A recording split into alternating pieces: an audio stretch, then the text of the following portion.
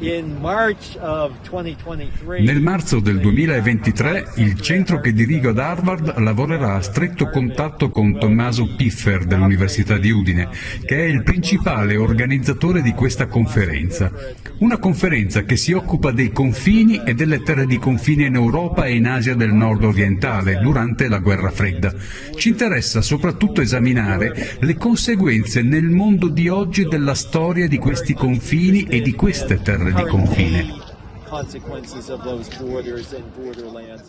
ma anche indagare differenze e somiglianze tra zone di conflitto nell'Asia nord-orientale, tra le due Coree, tra la Cina e l'Unione Sovietica prima e la Russia poi, e anche tra la Cina e il Giappone.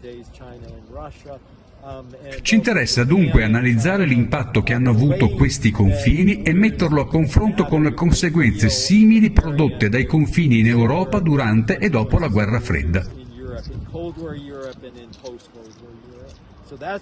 Questo è lo scopo di questa conferenza che Harvard organizza insieme all'Università di Udine e speriamo che sia solo l'inizio di una proficua cooperazione che duri per molti anni.